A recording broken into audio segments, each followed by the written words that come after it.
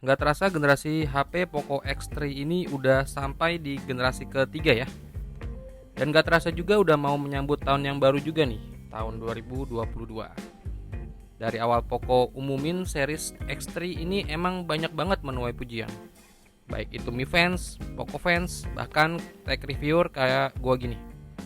Seri pertama Poco X3 yaitu Poco X3 NFC sukses gebrak pasaran Indonesia.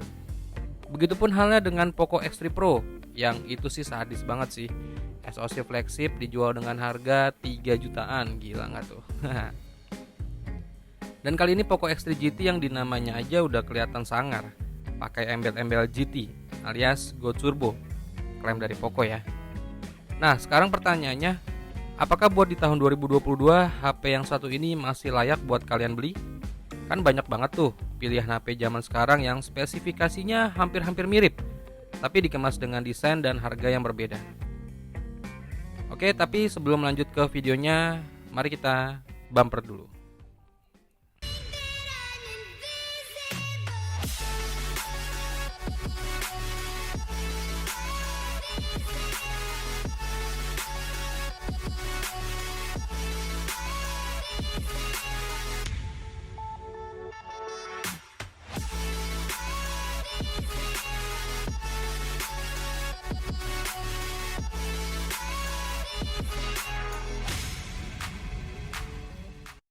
Di sini ada 3 hal yang mau gue bahas untuk review gue kali ini. Pertama, desain dan build quality, kedua, performa game dan kamera, dan yang ketiga, jangka waktu pemakaian buat tahun 2022 nih.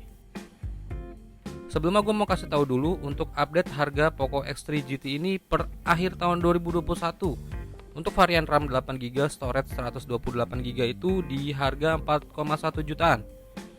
Dan untuk varian RAM 8GB, storage-nya yang 256GB itu di harga 4,5 jutaan.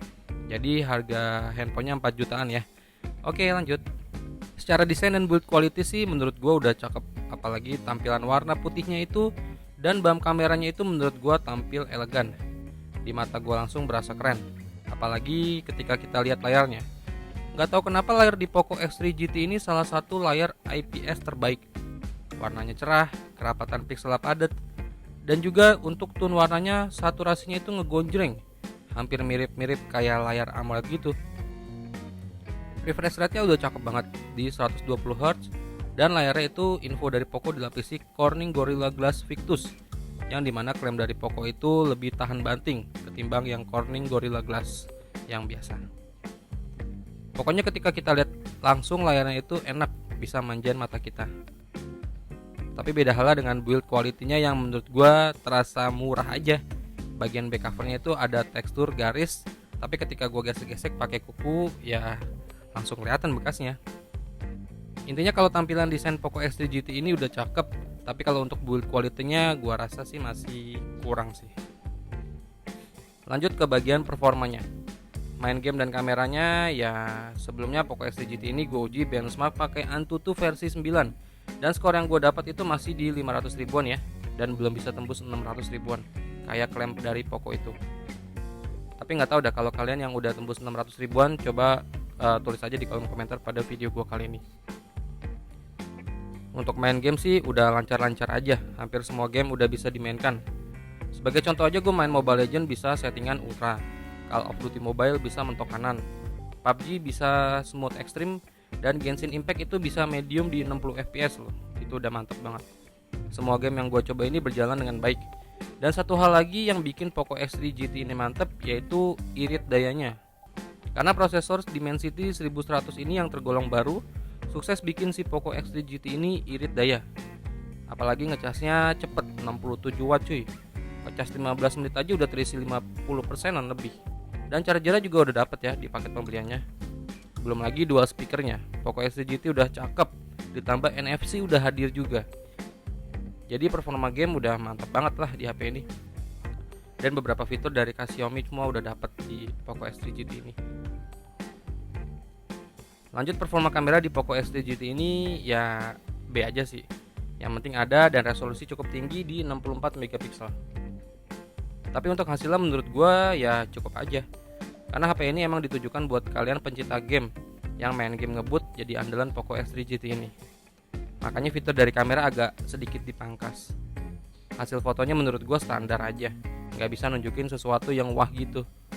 Perekaman videonya juga ya biasa aja, yang penting bisa ngerekam 4K, ada mode stabilisasinya di resolusi 1080p 30 fps. Itu aja udah cukup buat HP dipandang HP gaming menengah. Dan ini gue tunjukin aja deh hasil foto dan perekaman video dari Poco X3 GT ini.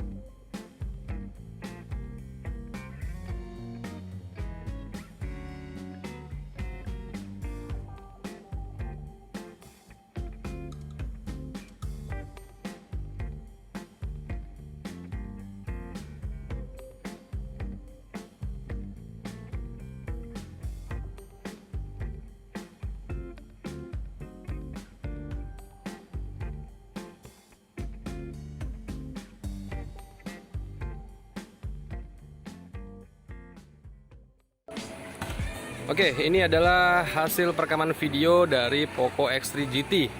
Ini resolusinya 1080p 30 fps ya. Dan gua aktifin mode stabilisasinya. Jadi di sini ada mode stabilisasinya dan udah gua aktifin dari Poco X3 GT-nya. Nah, kita lihat di depan matahari flare-nya kayak gimana nih hasilnya tuh. Sama kalian lihat juga ya hasil suara dari audio dari Poco X3 GT-nya. Kayak gimana. Nah, kita lihat warna hijaunya kayak gimana.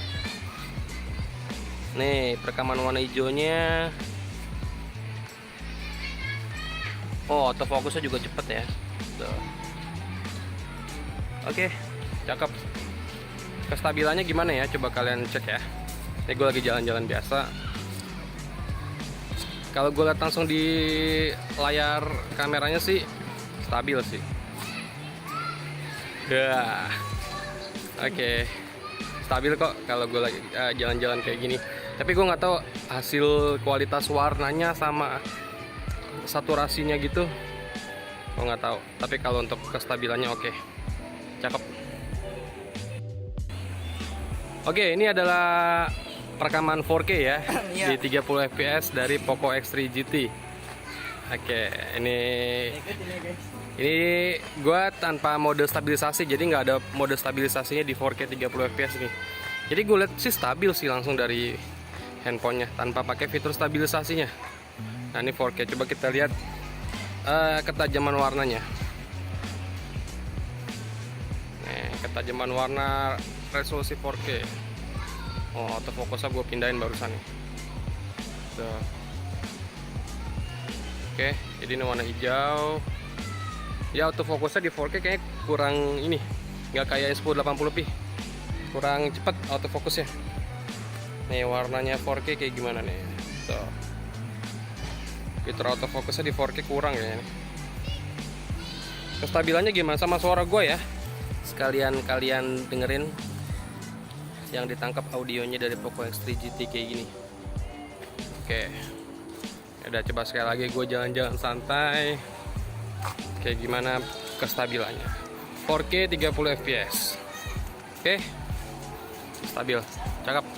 Sip. Oke, ini adalah perekaman kamera depan dari Poco X3 GT. Tapi gue lihat langsung di handphonenya, di layarnya kayaknya warnanya pucet ya kamera depannya ya. Tuh. Ya nggak sih? Tuh, pucet kayak kamera depannya tuh. Kayak muka gue jadi kayak putih-putih gitu. Pucet. Kestabilannya kalian lihat juga ya. Tuh. Pucet kayak kamera depannya ini. Tuh. Lihat gak sih? Ketara gak sih muka gue tuh? Kayak lebih kepucet gitu. Coba gue arahin ke ini, warna hijaunya kayak gimana. Buat vlog cocoknya nih. Kestabilan kamera depan dari Poco X3 GT.